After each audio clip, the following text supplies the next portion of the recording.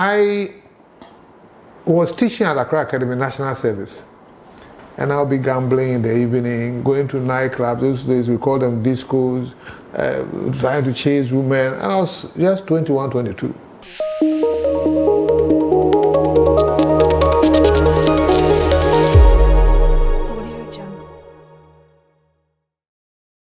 Welcome to the Mindset Revolution TV program, live on T2i TV UK.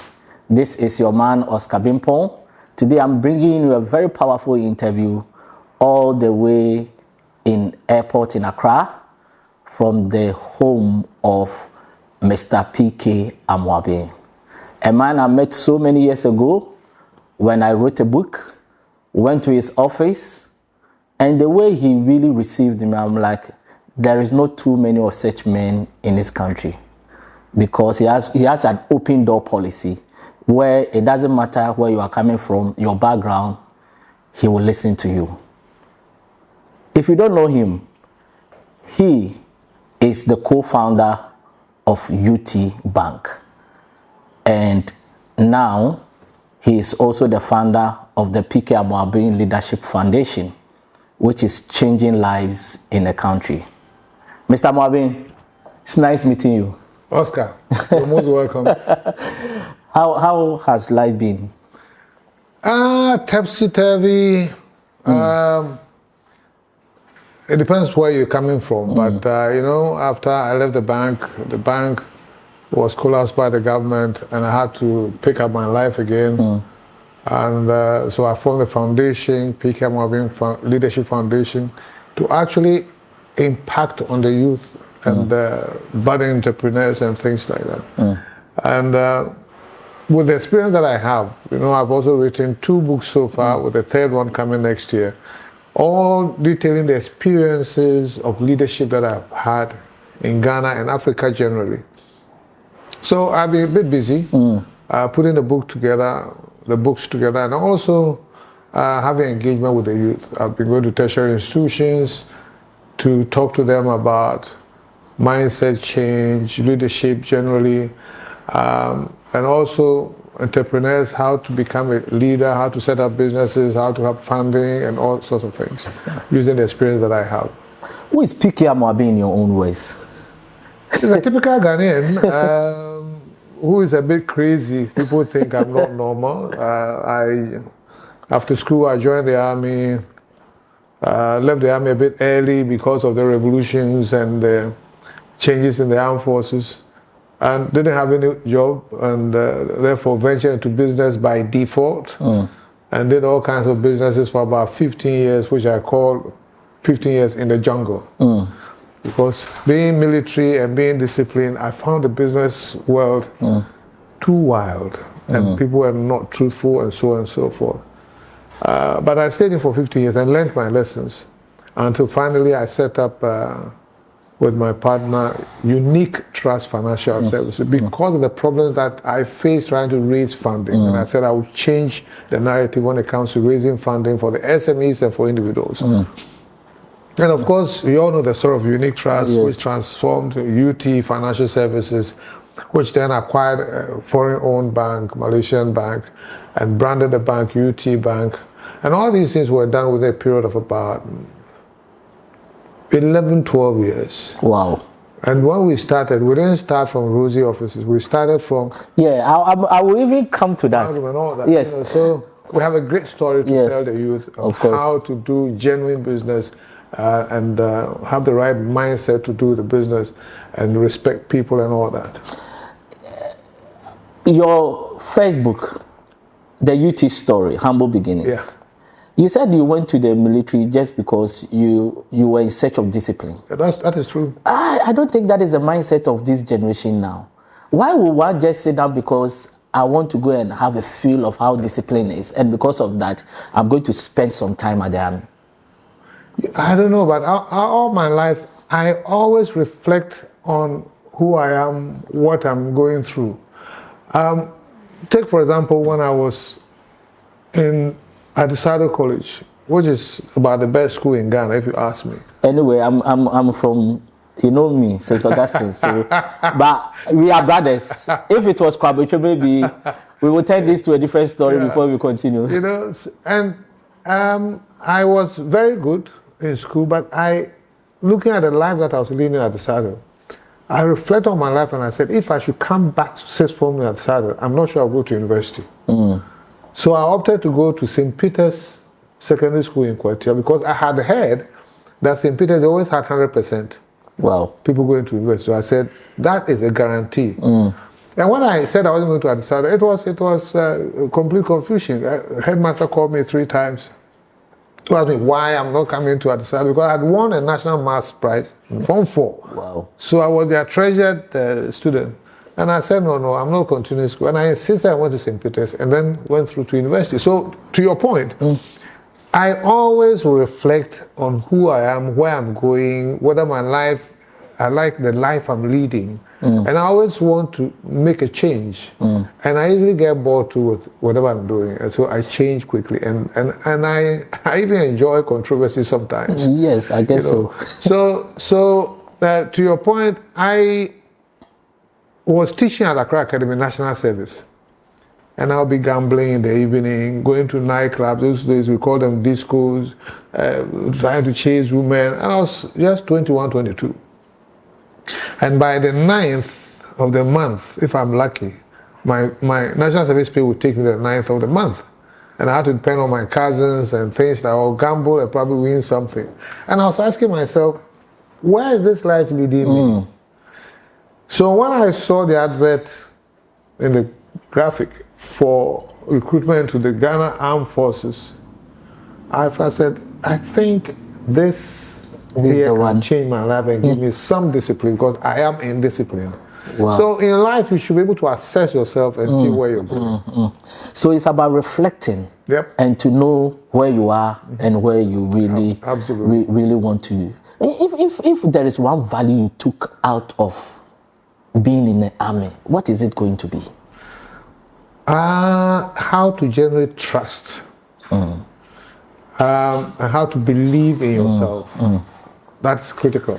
Because the act of leadership is about generating trust between you and your people. And the army does it perfect. I don't think there's any leadership course you go that will be better than that of the armed forces. Wow. Because here you are trained to lead your men to protect you to go into war, and you also have to let them trust that you will lead them and bring them back. Wow. And you depend on them and they depend on you. But then they make you a complete leader because you are in charge of your men for everything. Their marriage, their home life, their attire, their livelihood, the feeding, everything concerns you. So you get, as far as I'm concerned, you get the ultimate leadership training in the armed forces. Wow. Does that trust in the army, does it translate into corporate, or in the corporate trust is on a different level? It's not different. In the corporate world, your staff, you should lead in a way that your staff believe that they can trust your future to you and the company. Okay.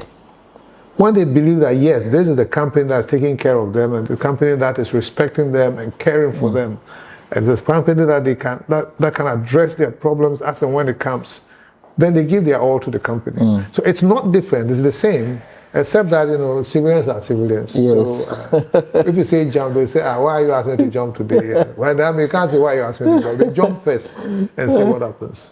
Wow. In the army, you had the opportunity to travel to the UK, right? Now there's mass migration of young people from Africa to the West, especially in Europe, to the extent that some will even go through the desert, some die on the sea, and a whole lot. At your time, that was a door that opened to you.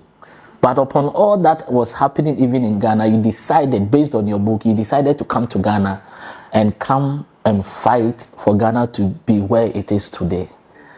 What are you going to tell young people? Should they stay? Should they go? I think it's a very critical question that we should address. It is a very, very critical question. And a lot of people come to me and ask me those kind of questions. I think maybe they have an opportunity, they want to go. But let me backtrack a little bit. When I was going to UK those days, I didn't need a visa. Ghanaians were traveling to UK without visas. Visa free, yeah? Visa free. So, and there was nothing you're going to look for there. Nothing attracted me to go and stay there. In my case, as you said, the armed forces actually sponsored my whole trip. And I was being paid, and I lived in a mess, and I was going to classes in uniform, Ghanaian uniform. Yes. But to come to the youth of today, it's a very tricky situation. If you're going with the intention of bettering yourself and coming back to help your country, there's very little I can say. But the point is, if you're going just because it's too hard or difficult here, and therefore you abandon everything and going for good, then I have a problem with that.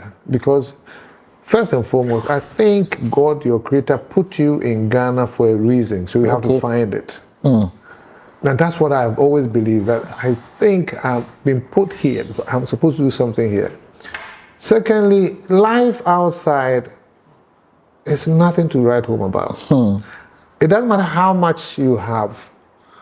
You are still a third-class citizen. Yes. And you get out of your apartment or house or whatever, and you can see that the people are looking down upon you just because of your color. I can't live with that. Now, thirdly, when there are problems, it means there are opportunities. Yes. So when everybody is leaving, ask yourself, what can I do differently? And believe in yourself. Yeah. So in my case, I tried. I went to Nigeria because those days Ghanaian graduates were in Nigeria. Yes. And I realized that life would be meaningless. I mean, I just live in Nigeria, teach, get some salary, and I'm able to live normally and send maybe some small money to my mother, and that's about life. I said, no, I need more than that in life. Then I went to London, back to London to try and get a job. Again, the third-class citizen and all that. I said, no, I don't think this is the situation. Then I went to Liberia, and again, that didn't work. It's all in the book anyway, so I won't labor the point. But then I said, I'm not daft. And if people are making it in Ghana, why not you? Why not me? And I knew people that really haven't even been to much, haven't had much education, and they were riding Mercedes-Benz. And I was standing and saying, no, I think I'm doing the wrong thing. I should investigate and see how I put my life on the right track to be able to make it. And I don't see why the system should push me out. So to your point, when you leave Ghana, you're giving up. And you're going to be a third-class citizen. You eat and sleep, and maybe once every 2 years, make some savings or take credit and come to Ghana. But that's not living. So really, if you believe in yourself, stay here, take on the challenge, fight, look for opportunities, and take advantage of it. So for me, there's a lot of people in this world just sail through the world and go. I think you should come and live in the world and create maximum impact with your life. Wow. It's not just about taking a salary and going home and complaining, being laid off, and then looking for another job, have a child or children, and die and go. I find that a bit boring. I want challenges. I normally will shake things and see what will drop out of it. So I will urge people who want to go that they should examine themselves first. If they want to improve themselves, then come back, maybe. But if they just want to abandon ship and go and be third-class citizens and be respected at every turn, that is not living. So they can look into themselves and be able to do something different. That is why in my retirement, I'm devoting my time for the youth to tell them that it's all not lost. And that one is difficult when there are opportunities. So try and stay. Look into yourself. See what you can do. Look at opportunities.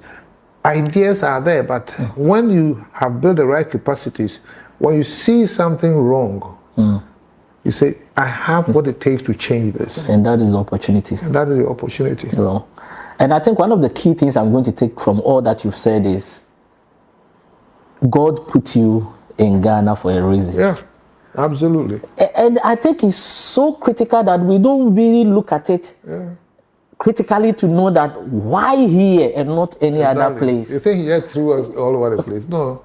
I believe the creator always has a plan. So it means that some people probably has missed the plot because they were destined to make it here, but they left. A lot of people have missed the plot. But even when you leave, God knows how to use you. Okay. So I won't say you've lost the plot completely, but you made the creator or God change his plans. Because let's say I have a brother who's a medical doctor in Arizona. Yes. Of course, he's impacting lives and saving lives and all that in Arizona, but original plan was changed. Yes.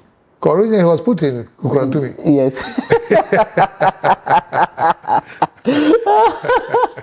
that's quite interesting. And I think the second point I also want to make is that one of the things I tell people is, look, the problems you solve is what people buy. And where there are so many problems, it means that there are opportunities. Absolutely. The Western world have solved a level of their problems than us. Here, we have got so many problems that somebody wakes up in the morning and he's making money out of what? Rubbish. Yeah. So what can you do? I read an article where they say a student has done an app in the north for Pragya. You know, Bolt is for motorbikes, Uber is for cars, but he has done one for Pragya, such that you can order Pragya and it to be in front of your house. I think this is more of creativity, So there are opportunities for us, but we only dwell on the problems, but we don't find solutions to the problems. That is true. And it's the solutions that people buy. People don't buy problems, they buy solutions. I agree with you absolutely. I mean, every business that is successful is because it's solving problems. Yes. That's what business is about. Yes. The money is a byproduct.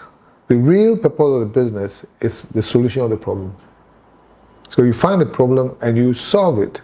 And if you solve it with love for people and love for that product or service, you have your business made up.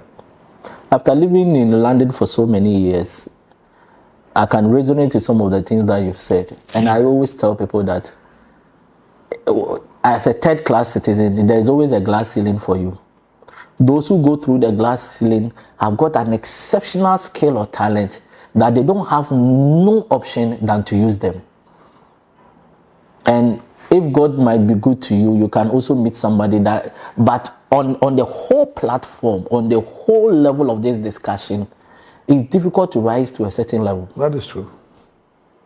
Unless you get some kind of godfather who will pick you and push you to the limit. Otherwise, you will not be considered for certain positions at all. No. Yeah, that is true. So sometimes when I see some of my mates now, they are directors of banks in this country, and the same bank, if that person was there, probably would still be a cashier. Yeah, that is true.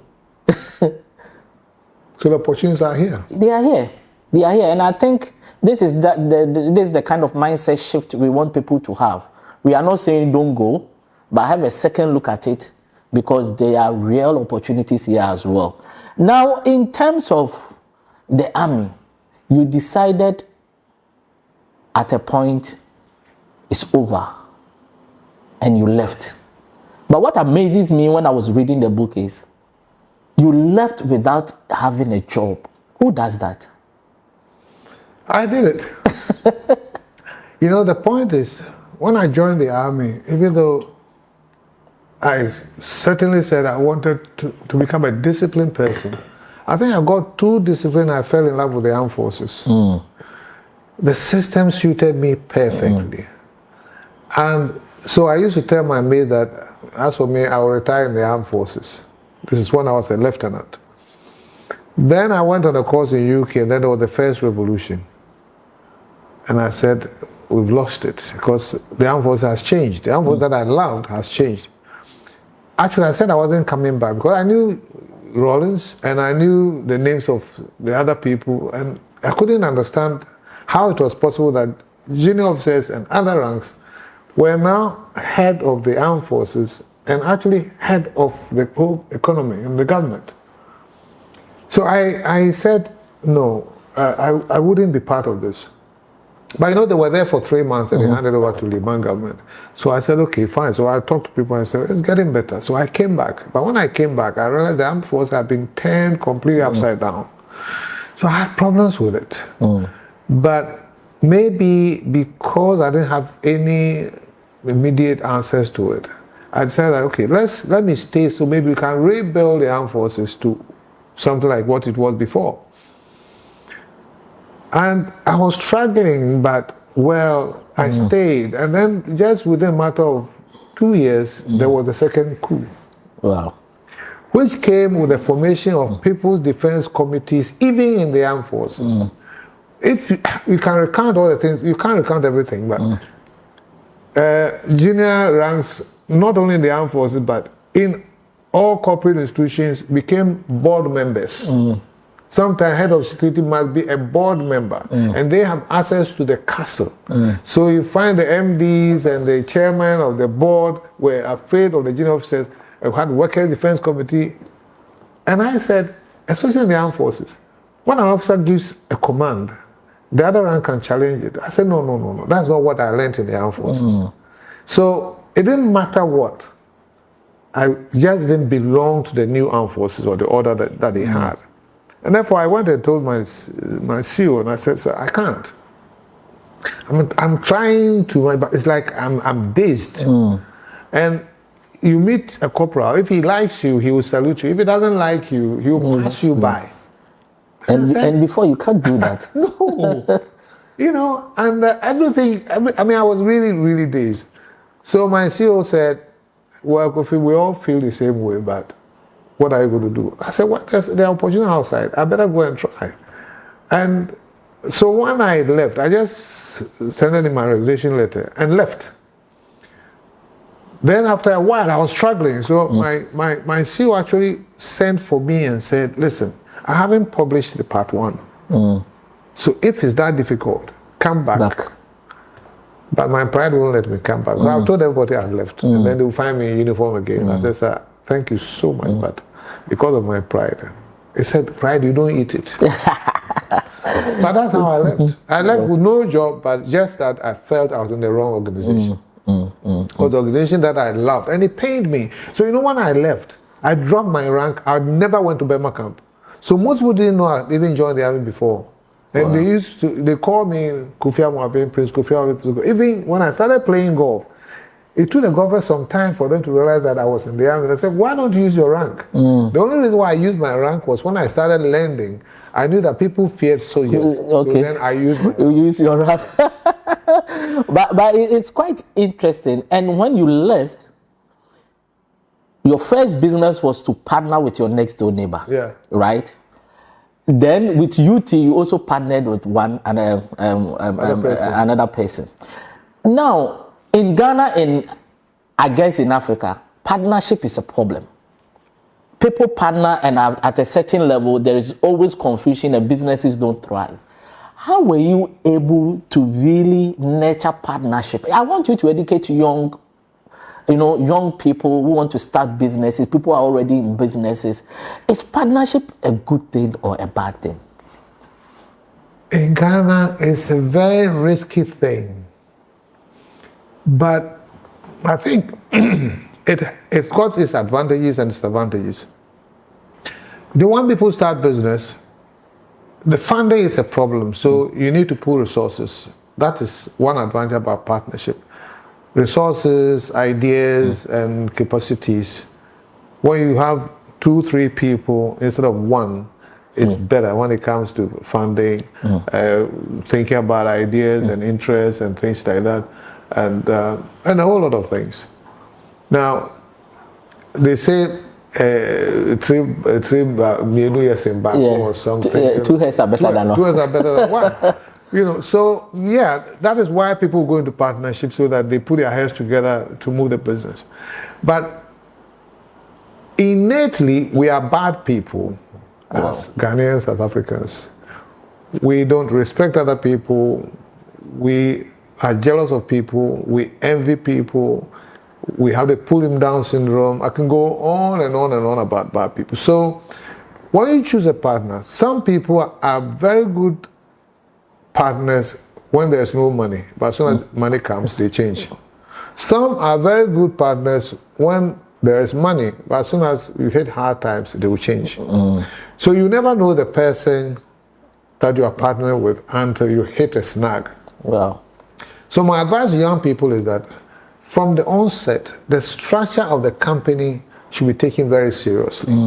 What is the person bringing in terms of money, in terms of expertise, in terms of time at work, and the position they're going to occupy, and for that reason, you give them a percentage of the company as in controlling interest. The mistake I have done all the time, I'm not somebody who regrets. I only learn lessons.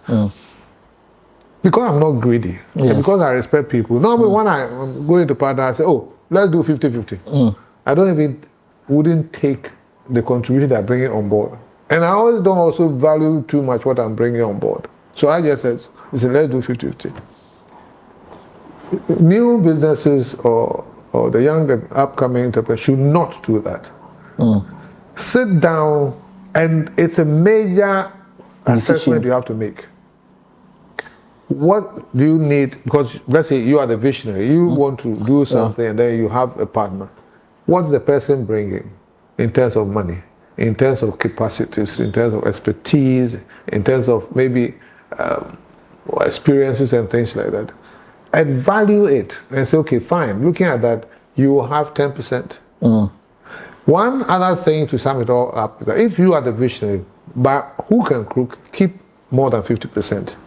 Because when the business hits a snag, you must have the controlling interest to redirect it. Yes. 50-50 is a non-starter. Yes. If you have less than 50, that one you're dead.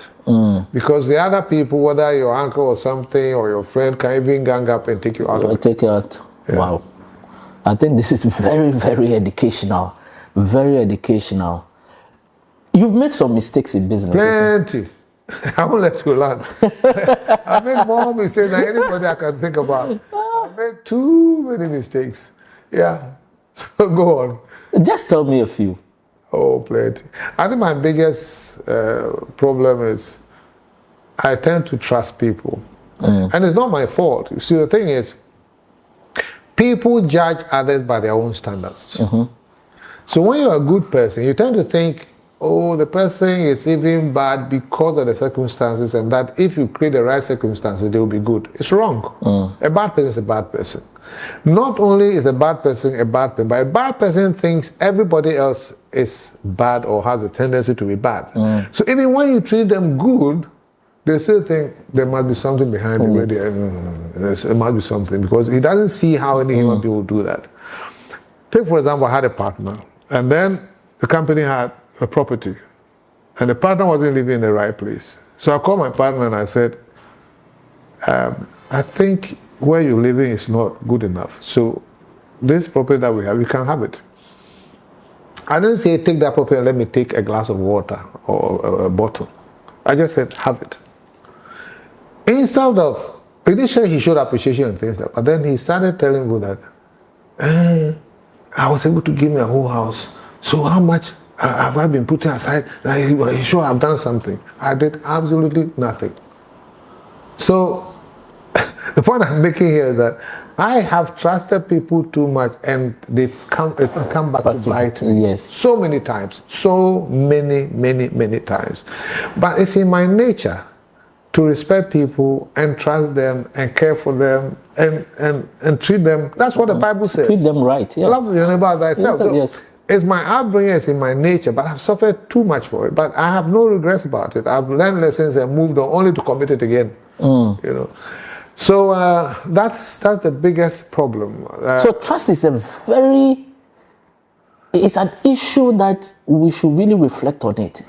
Yeah, but don't just trust. I think you have to trust within systems. And when you trust people and give them even assignments or positions, you must have a way of still monitoring in our part of the world. Because sometimes when I look at companies in the West, they've existed for over a century. Yeah.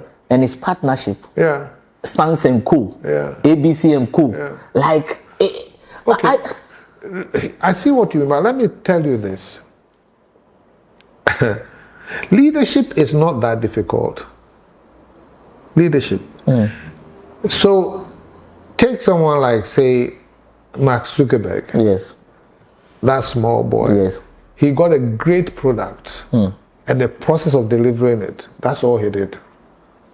The systems and the environment and the structures will ensure that he succeeds. Yes.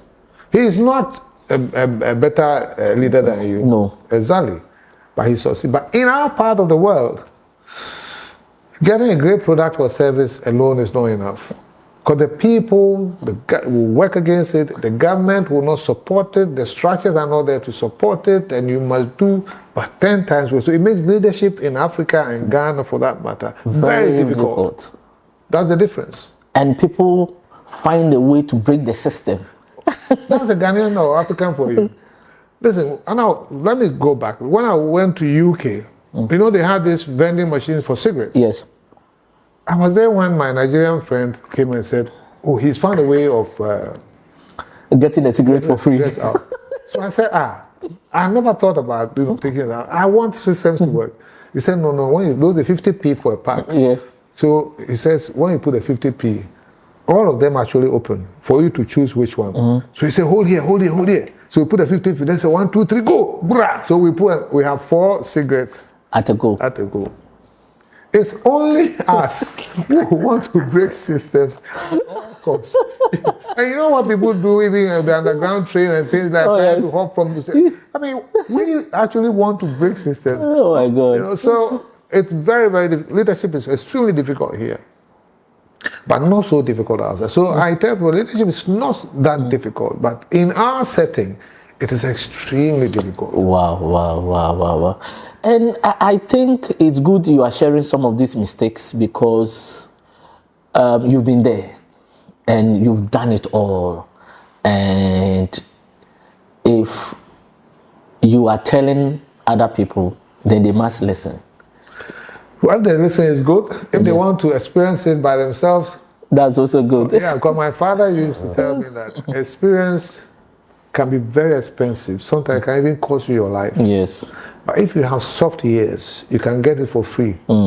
Because you listen to somebody's experience and take it and just use it, and it's for free. That is why I'm getting to the youth and talking to entrepreneurs, talking to corporate institutions to share the experience that don't go through these routes because it will hurt you, and do things properly. What was your first break in business? My first break in business, you know, we were doing all kinds of business, buy and sell. Sometimes you make a bit of money, then you lose it, then you go into some ventures. I was doing construction, I was doing importation, but my first break was when I was working as an agent for Elf Aquitaine of France. Okay. There used to be Elf Aquitaine of France, which was owned by the government. It was a lot bigger than Total. But some funny acquisition happened and Total took over Elf Aquitaine. Now, when I was a rep for Elf Aquitaine, we used to order products for GMPC, crude oil products we bid and things like that. And we won some contracts, and I went to meet them after they had delivered and they had been paid and all that. And I was invited to Switzerland. I went to Elf office in Switzerland. They opened a bank account for me, transferred my commission in it, and I was rich to some extent. Wow. I had maybe about $150,000 in my account. Wow. And I had a good time. They put me in the best hotel in Switzerland, Logan Hilton, and then I said I want to go through London. I didn't have a visa for London, so I want to go through London. They used their protocol to get me a visa to London, through London to Ghana. When I got there, I had about $10,000 here and some Swiss francs, and relaxed. I got to the airport and I had a swag. And the guys looked at me and called me, the immigration people called me and said, I think they looked, you know, they were stereotype people. So they look at me, and the confidence, and they asked me if I had money on me. I said, oh yeah, a few notes. Say how much? I said, oh, $10,000. I said, what? And you call that few notes? So So I made some money before. Wow. So do you believe in that? If you don't give up at a point, there will be a breakthrough. Sometimes you have to give up. Sometimes, yeah. Yeah. When you get to your wit's end, you should know and give up. I've given up so many times. I was in this company, the first company that we had, which was called Jam House. I had a misunderstanding with my partner, and I said, okay, you can have it. We went to sawmilling, and the relationship got very bad. I said, you can have it. I walked away. And I walked away with no compensation. Just as I walked away from the armed forces. Wow. I was in the trucking business. I walked away and gave it to my partner. I was a dealer at Elf Station in Osu, and my new boss, MD of Elf, started to be funny and things. Even though I actually helped for Elf to come to Ghana, I walked to him and told him that you this white guy, it's because of me that you are in Ghana. You cannot tell me any shit. Sorry, excuse my French. And I walked out on him, banged his door before I realized I have killed my only means of livelihood at the time. So I walk out of it, but it's because I always believe there are many opportunities, and I can do things to survive. Also because I don't need much to survive, and I don't need to prove myself to anybody. So sometimes I'm broke, I'm okay. Sometimes I have money, I'm okay. I don't, and you must learn to be humble. When you are not humble, when you go down, you think the whole world is looking at you and jeering at you and things. But it doesn't matter. When I'm broke or I have money, and so what? Doesn't make me anything special. Wow. It's just that you are thankful to God. Always there's a plan for you. So I have walked away from a lot of businesses, and even the latest one at the bank. When the bank was having problems, I had been at the bank from inception, Unique Trust to UT and everything, and I was most respected CEO and Johnny Walker and all sort of recognition. But when we had problems and we put together a restructuring plan for the bank, I looked at it and I said, well, it's difficult to achieve it, and really I don't think I can lead this, because I was 63 years old at the time. So I told my board, I called my board and told them that, listen, I think we need a new person to lead this reconstruction plan, because I've been here for too long, and I think we're going to a new phase, and I don't think I'm the same person to actually see it. And I resigned in 2015 December, against even some of the board members' decision. I said, it's okay. Pension age is 60. It's 63. I have gone past pension age. I've been the only CEO since the inception of this company. We need a new person to do a restructuring. So I left. And I left not with any big compensation or anything. I just left. But of course, I had my shares in the bank. Therefore, I felt that if the restructuring took effect, I'd still be getting some monies. And of course, the government took over and it's become a different story. So me leaving situation, because you are going to die, Oscar. You are going to die. So why are you so scared to leave a situation and try something else? I think one of the things I've learned about you is that you don't overstay your time. No. When it's time to go, you move on. And I think a lot of people stay until it becomes stale. Yeah, because they have no confidence in themselves. They are scared of change and all sorts of things. I'm not scared of change. I've walked out of 2 marriages. So, and I decided that, listen, working in and working out, it deserves everyone. So I'm not working in again. It's quite interesting the way you think, though. The way you are wired is different. And one of the things I've studied you since I met you around 2009 is that money didn't change you. No. Fame didn't change you. No. You are still the same person. Yeah. Since last week, I've been spending more time with you in your house based on the scholars program we are having for the PKM. And it's like you are still the same. Don't you think it's difficult for people to stay the same? Because I see a lot of people, the moment they get 10,000 Ghana cedis, everything about them changes. We are not even talking about $1 million. Yeah, I think, especially as Africans, we have inferiority complexes. We don't have confidence in ourselves. So we want to show off for people to know that we have arrived. Even go outside Ghana. If you go to the US, these are artists and sportsmen. When they make money, the black guys, you know how they live. Look at their houses. Extraordinary cars, big houses, chains in their necks, and walking differently. But we've got their peers who are whites. Yes. They probably drive a pickup, of course, and nothing shows on them. You go to their houses, so, very simple. So back to my point, I think generally black people have inferiority complex. And therefore, when we get something small, we want to overdo it. Not only that, our mindset is also completely different because we don't respect ourselves. When we envy ourselves and we are jealous of ourselves and we don't want people to get on. So as soon as we get money, and this is our tradition, where our chief will sit in a palanquin and be carried by about 8 people and he will dance on their heads. That is us. You should use your power to actually subdue people. It's unfortunate, but that is us. So anybody sets up a company and he thinks he's not the chief of the company, so he has to ride it on the people. And that mindset is our situation, and it's coming from our upbringing, because in upbringing you are transferring the traditions to the next generation. So most people grow up like that, but I grew up differently. I grew up in a home where my father was my best friend. I could tell him anything under the sun. I could ask him anything under the sun. And what that does is, and it's very important to me, the way people raise their kids, what that does to you, that the person who brings you into this world, who feeds you and pays your fees and clothes you and everything, if you can challenge him on all issues and he's your friend, nobody can cheat you and you don't need to prove anything to anybody. Yes, yes. But the way we raise our kids is like, hey, your father is coming. That's the way you have to run away. So you fear authority in all forms.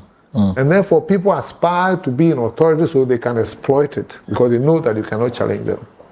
It's a very dirty, complex thing about Africa and the way we behave. Yeah, because when I was reading your book, I realized that you are that guy that you are not afraid of authority. No. Let me sum it up for you. I, Prince Kofi Amoabeng, I do not fear any human being. The good side is that I respect every human being. Wow. Fear, forget it. I don't even know. What at all can you do? I don't when you talk about fear, I don't even get it. Wow. I think time is already fast spent, and I think that we have to bring this interview to a close. We have to do part 2 rather, where we're going to talk about the UT story itself, like the leadership bit, putting a team together. And I think that is going to be our second session. But to be honest, I've really enjoyed this so much. And I think these are some of the interviews we have to do so that young people can learn from it and also take some cues that they can help them to really succeed in the real world. What is your last word to everybody that's watching us? Well, I think, Oscar, you're doing a great job because you are actually disseminating information to the youth through your programs. And something that you said, which is always worrying me, the fact that we can't lose our own country and areas and go to other people's place to make the places better. Yes. We have to strive to change our narrative and change our story to make sure that Ghana or Africa, for that matter, becomes a better place. Yes. And unfortunately, even our politicians, when they've stolen the money, they take it outside to go and build other places.